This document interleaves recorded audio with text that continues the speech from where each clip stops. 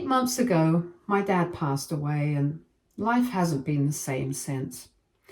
Now it's just me and my brother trying to figure out how to move forward without him. Dad had a will, and in it, he made it clear he wanted me and my brother to have his house and everything in his bank account. I guess he thought that was the best way to take care of us. But when my mom found out, she was furious. She felt like she had been pushed aside, like Dad had chosen us over her. The thing is, my mom and Dad never really had a good relationship, even when he was alive. She had me when she and Dad were still young and still in college, and I guess it was too much for her. The pressure of being a mother, of having this whole new responsibility when she wasn't ready, became overwhelming. So one day, she just left me and my dad without any warnings. She disappeared for 2 years, and during that time, it was my dad and his parents who raised me. They were the ones who fed me, took care of me, and gave me the love that I didn't get from her. I don't remember much from when I was really little, but I do know that my dad never made me feel like I was missing something. He was there, always making sure I had what I needed, even though he must have been hurting from what she did. Then 4 years after she left, my mom suddenly showed back up in our lives, acting like nothing had happened. She gave this whole emotional story about how she regretted leaving us and how much she missed us and how she wanted to be part of our lives again. She cried, she apologized, and she made all these promises about how things would be different this time if he gave her a second chance. My dad, being the kind person he was, decided to give her another chance. Maybe he still loved her, or maybe he just wanted me to have both parents in my life. Either way, he let her back in. But for me, I never really connected with my mother. I couldn't just forget that she had left me behind. I couldn't pretend that those 4 years without her hadn't happened. No matter how hard she tried to act like we were a normal family again, I just didn't feel that connection with her. She has always been a distant parent to me, more like someone who was just there rather than someone who truly cared about being involved in my life. She never really made an effort to get to know me, and honestly, I don't think she ever wanted to. One of the biggest issues between us is how different we both are. I have never been the girly daughter she has always wanted. I like sports, I dress comfortably rather than fashionably, and I'm not interested in makeup or anything she thinks a proper girl should be into. Instead of accepting me for who I am, she has constantly criticized me all my life.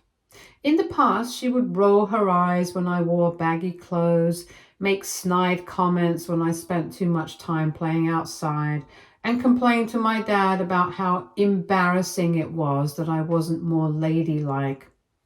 She would even talk to other people about it like it was some great disappointment that her daughter wasn't the picture-perfect version of what she imagined. That's why I've always felt distant from her. She didn't just ignore me, she made me feel like I wasn't good enough in her eyes, like who I was at my core was something to be ashamed of. And after years of that, it became impossible for me to see her as a real mother. She was just someone I had to live with, someone who happened to be connected to me by blood, but she never felt like family. Then, when she got pregnant with my brother, things only got worse. She absolutely hated being pregnant and never tried to hide it. She complained constantly about how uncomfortable she was, how much she hated gaining weight, how she hated my dad for getting her pregnant again. It was like she saw the whole thing as a burden rather than something to embrace. Of course, pregnancy isn't easy, and I get that it can be really tough, but the way she handled it was different. He reminded her that she had the option to terminate the pregnancy well before the time, but she chose not to do that. Now she was blaming him as if he had asked her to get pregnant. Over the months, she and my dad continued to fight all the time. It was like every little thing set her off. For example, she would constantly criticize my dad no matter what he did. If he cooked dinner for her, she'd complain that it wasn't what she wanted or he made it wrong, even if she never told him what she actually wanted in the first place. If he tried to help her with anything, whether it was carrying groceries, rubbing her back when she said she was sore, or even just asking how she was feeling. She would snap at him, saying he was being too much or that he was just pretending to care. But if he ever stepped back and gave her space, she'd get mad about that too, saying he was neglecting her. It was like there was no winning with her. I remember one time when my dad forgot to buy her favorite ice cream at the store as he had been very busy at work. Instead of being a bit understanding, she exploded on him, yelling about how he never listens and doesn't care about her needs. She aggressively moved close to his face and slapped him in a fit of rage. It was unnerving to watch my mother do that, and it left me traumatized. Even when it came to me, she made sure I felt her resentment too. Before she was pregnant, she was already distant. But during those 9 months, it was like she couldn't stand me. If I tried to talk to her, she would brush me off or roll her eyes like I was annoying her and gesture me to go away. If I was playing too loudly or even just laughing in another room, she'd yell at me to be quiet, saying I was giving her a headache. There were times when I would try to do something nice, like help her with something around the house, but she would just yell at me till I burst into tears. Made me feel like nothing I did was good enough for her. One of the worst moments I remember during her pregnancy was when I had a school event, a small sports competition I had been excited about. I told my mom about it, hoping that she would come and support me. Instead, she scoffed and said, "Why would I want to watch you running around getting sweaty like some boy?" That comment stung. However, my dad overheard and tried to defend me, but that led to another fight between them, where she accused him of always taking my side and turning me against her. But the truth was, I didn't need anyone to turn me against her. She was doing that all on her own. Whenever my dad tried to calm things down or reason with her, she would blame it all on her hormones. She acted like that gave her a free pass to be as mean and disrespectful as she wanted. But the truth is, hormones don't make someone cruel. They don't make a person lash out and belittle the people around them. That was just her. And even after she had my brother, things didn't get better. If anything, it was just the beginning of even more problems. My mom refused to take care of him properly, especially when it came to feeding him. She would complain all day that she was exhausted and that she wasn't getting enough sleep or that she wasn't built for this, even though my dad and his parents were doing everything. They were the ones who fed and took care of my brother. Because if it were just up to her, I don't think she ever would have. Back then, she was always on edge, snapping at the smallest things. It was like walking through a minefield. You never knew what would set her off. If my dad tried to help, she'd lash out at him, calling him useless or saying he didn't understand what she was going through. If I so much as made a noise while she was in a bad mood, she'd yell at me like I was the worst thing in the world. I didn't feel like I had a mother. I felt like I was living with someone who hated being around us. Eventually, my dad convinced her to see a doctor, and she was eventually diagnosed with postpartum depression. The doctors prescribed her medication, and for a while we hoped it would help. But even with the meds, things never really improved. She still had these really dark, heavy moods where it felt like nothing could reach her. And then one day, things escalated to a terrifying level. That day, she locked herself in the bathroom with my baby brother out of nowhere. He must have been terrified because he started to scream and cry. Dad banged on the door asking her to get out, but she didn't reply back to him. He got worried and started to break down the door as he could feel something was wrong. When he finally got through the door, we discovered my mother standing with a knife. She told us that she wanted to hurt herself, talking about how she couldn't do this anymore and how she just wanted it all to stop. My dad panicked, trying to talk her down, begging her to not hurt my brother. I don't know how long it took exactly, but eventually my dad was able to get her to come out and not hurt anyone with the knife. He took my brother from her, held him tightly, and made sure he was okay. My mom just stood there looking completely drained, like she had nothing left inside her. That night was the breaking point. My dad had no choice but to call the police. He was terrified for my baby brother, terrified for me, terrified for what my mom might do, and completely overwhelmed by a situation that had spiraled so far out of control. When the police arrived, they managed to take my mother away. She was then admitted into a psychiatric center with 24/7 security to make sure she didn't hurt herself or anyone else. Mom was there for a while, undergoing intensive treatment. The doctors put her through counseling, therapy, and mandatory psychiatric sessions to help her deal with whatever was going on inside her mind.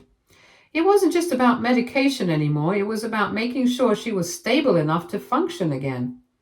Eventually, after completing all the required programs, she was released, but nothing really went back to normal after that. My dad was different. He was always a cautious man before, but after everything that had happened, he became even more protective of us.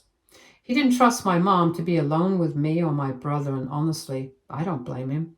He had seen too much, been through too much, and he wasn't willing to take any more risks. So every time he had to go to work, he would drop us off at his parents' house instead of leaving us alone with my mother. He didn't trust that she wouldn't snap again, and no matter how many counseling sessions she went through, that fear never left him. And honestly, it never left me either. So it became our new routine, me and my brother spending most of our time with our grandparents instead of our mom. Because of everything we went through growing up, my brother and I became incredibly close. We've been through hell and back together, and he's the only person who truly understands just how crazy and dysfunctional our family is. No one else could possibly get it. We didn't just grow up as siblings, we both survived as a team. Through all the chaos, all the fights, all the times we felt like we had no one else to rely on, we always had each other. A year before my dad passed away, he was diagnosed with cancer. He was the one constant in our lives, the one person who had always protected us, always made sure we were okay. The thought of him being sick, of him not being there anymore, was unbearable. At first, we clung to hope. The doctor said chemotherapy might help, so we convinced ourselves that he would get better. We told ourselves that he was strong, that he had survived so much already, and that this was just another battle he would win. Every time he went in for treatment, we held on to the idea that maybe this would be the round that made a difference. Maybe this would be the one that turned things around. No matter how hard we wished for that, it never happened. He just got weaker. The chemo drained him. My dad, who had always been so full of life, so protective and strong, started to fade right in front of me. And no matter how much we tried to be strong for him, deep down, we were terrified. We knew we were losing him. During this time when my dad was at his weakest physically, mentally, and emotionally, my mom decided to do something that shattered what little respect I had left for her. While he was fighting for his life, going through grueling chemo treatments, barely able to eat or sleep, she started cheating on him. I don't know exactly when it started, but looking back, I realized there were signs. She was always distant, spending more time away from home, never visited Dad, acting strange at all times, dressing up more than usual for errands. Then one afternoon I came back home from college. I thought it was just like any other day. I was tired from classes, ready to drop my bag, maybe check in on Dad. But when I walked into the house, I heard noises from my parents' bedroom. Something felt off. So I went to check on it. When I opened the door, I saw my mother in bed with a stranger. This was a random man I had never seen before, lying there in my parents' bedroom like he belonged in our home. Like my father, the man who had given my mom everything, didn't even exist. It felt like time stopped. I remember standing there frozen, my heart pounding so loudly I thought I would pass out. She saw me and started to panic. She scrambled for excuses, for explanations, but nothing she could say would ever erase what I had just seen. The image burned into my memory. No matter how much I tried to push it away, it lingers. My mother betrayed my father while he was in the middle of the worst battle of his life. The absolute disgust and anger I felt in that moment are emotions I can't even fully describe. After I caught her, my mom went into full damage control mode. Instead of owning up to what she did, she started to gaslight me. She begged me not to say anything to my dad, and she looked me in the eyes and told me that if I said a word, I would be the one to hurt him, not her. Me. She convinced me that he was already suffering enough and that knowing the truth would kill him faster, that it was better for him never to find out. She made it sound like she was doing this for him, like she was protecting him, when in reality, she was only protecting herself. I wanted to scream at her. I wanted to tell her that she was the one hurting him, that she was the one breaking everything apart, but I felt trapped. I hated to admit it, but she was right. How could I tell him this? He was already suffering enough. How could I tell a dying man that the woman he spent his life with, the woman he forgave time and time again, was betraying him in the worst possible way? So, against everything in me, I stayed silent. Not for her, not because I thought she was right, but because I couldn't bear to add to my dad's suffering. Mom assured me that she would not continue the affair, but of course she was lying. I wanted to think that maybe she felt some kind of guilt, but she didn't. She never did. Because by the time my dad passed away, she had already hooked up with multiple men. She wasn't just unfaithful, she was also shameless about it. She would disappear for hours, sometimes whole nights, with no explanation.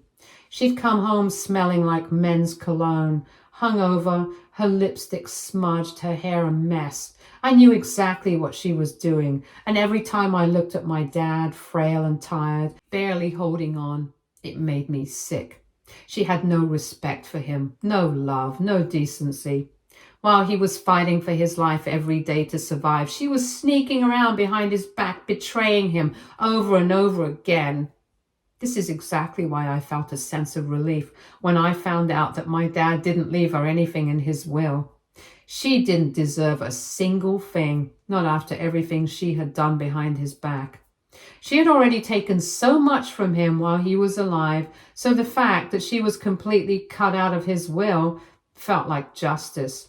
It was like he knew what kind of person she was, even if he never said it out loud. But of course, my mom wasn't the type to accept that. She never took accountability for anything in her life, and this was no different.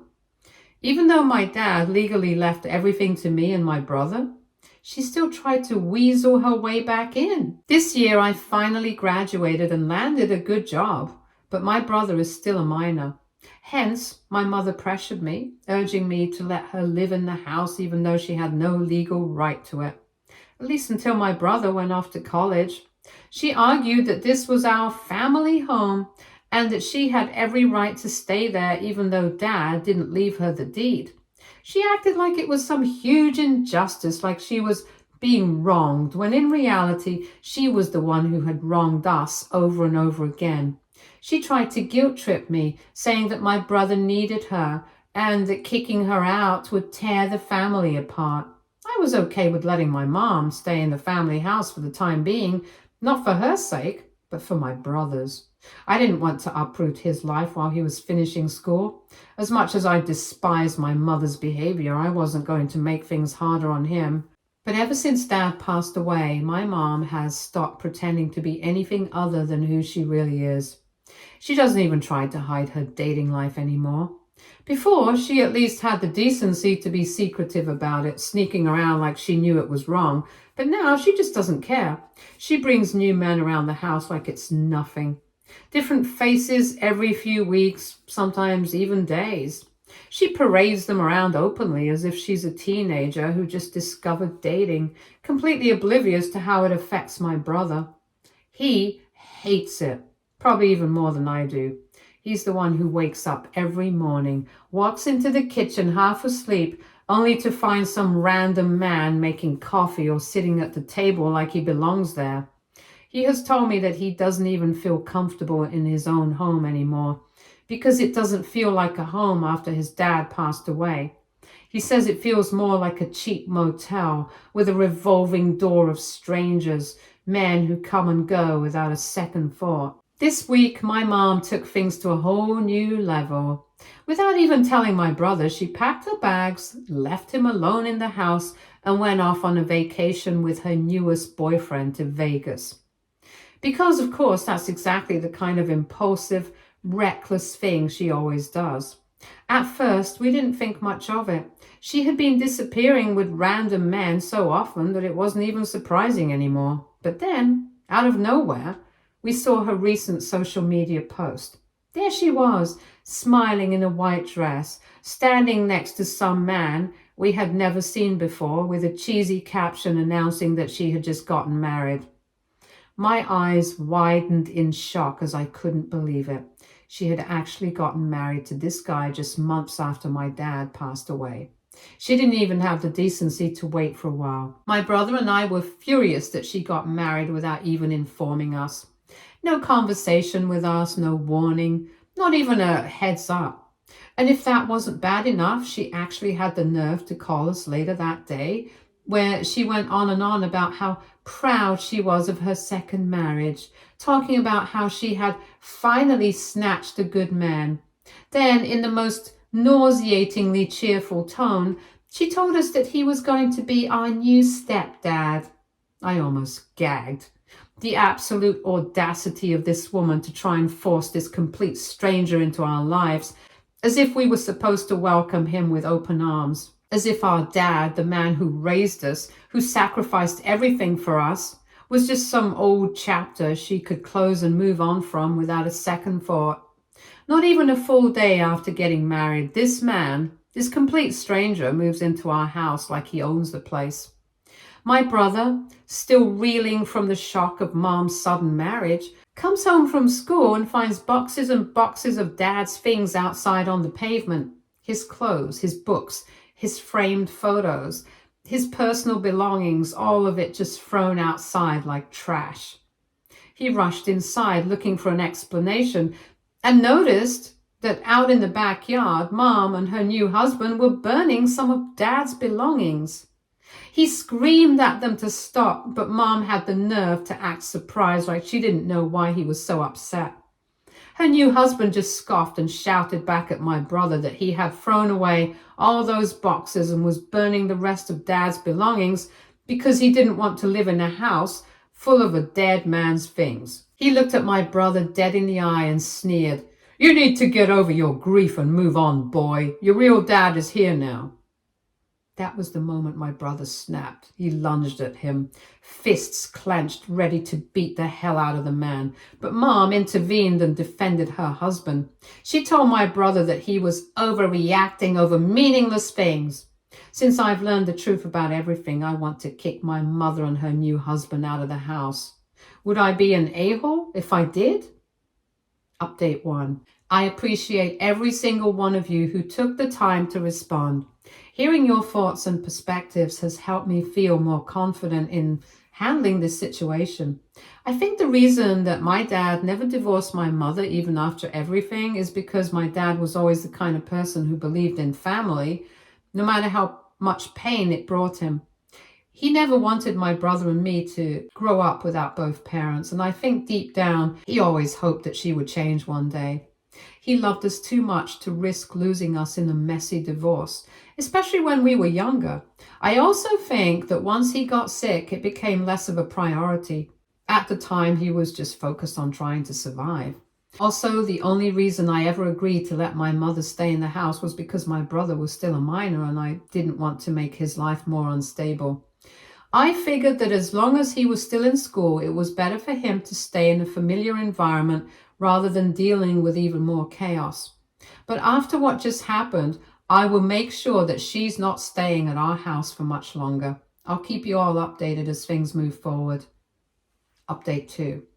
This week, after everything that happened, I decided to talk to a lawyer to understand my rights and what I could do to protect my brother and our home. After reviewing the situation, my lawyer confirmed that since the house legally belongs to me and my brother, I have every right to make my mother and her husband leave. So I officially had a notice served to my mom, ordering her and her partner to move out. As expected, they were furious. My phone has been blowing up with calls and messages from Mom, but I haven't answered. I already know it's just going to be more manipulation, guilt tripping, and yelling, none of which I'm willing to deal with. Meanwhile, I've booked my tickets and will be heading back home soon. My brother needs me, and there's no way I'm leaving him to handle this mess alone. It's time to take back what's ours. Update 3. It's been 2 months and my mother is officially out of our house. When the move-out deadline got closer, my mom became more and more desperate. At first, she was furious, calling me ungrateful, selfish, and cruel. She accused me of trying to ruin her life, of taking away her home, or even though it was never hers to begin with. She threw every insult she could think of, hoping I would back down, but I didn't budge. Then, when she realized her anger wasn't working, she switched tactics. Suddenly, she wasn't the raging, bitter woman cursing me out. Now she was the helpless victim. She started groveling, her voice trembling as she begged me to let her stay. She sobbed about how I was taking away the only thing she had left that reminded her of our father. She kept repeating that she and her husband had nowhere else to go, as if that was somehow my problem to fix. I didn't care, not anymore. I had spent my whole life watching her make selfish decisions, watching her hurt the people who actually loved her. Never once had she faced real consequences for it. This time was different. She made her choices and now she had to live with them. When Mom couldn't convince me, her husband tried to intimidate me, believing he could scare me into changing my mind. He went on about how I was being disrespectful and heartless for kicking my own mother out of the house. He acted like he had some kind of authority over me, like just because he married my mom, he could push me around. When I didn't care about what he had to say, he even got nastier. He threatened me, saying things like, "You don't know who you're messing with, and I know where you live and can always come back to teach you a lesson." But I stood my ground. I wasn't a scared little kid, and I damn sure wasn't going to let some man who had known my mom for 5 minutes act like he had any say in my life. I told him straight up that if he or my mom refused to leave, I would get the police involved. I made it clear that if they tried anything shady, I wouldn't hesitate to file trespassing charges and have them both removed by force. The second I mentioned the police, he changed his tune. His tough guy act disappeared, and suddenly he wasn't so eager to argue anymore. Since Mom and her husband moved out, my brother and I have officially cut them off. No contact, no updates, nothing. She made it clear a long time ago that we were never really her priority, so now she's not ours either. To make sure she doesn't try anything, we have even changed the locks and installed security cameras around the house. There's absolutely nothing she or her husband can do to us now. This is our home, and for the first time in a long time, it finally feels like we are going to have some peace. Stay tuned for more stories from our girl relationships.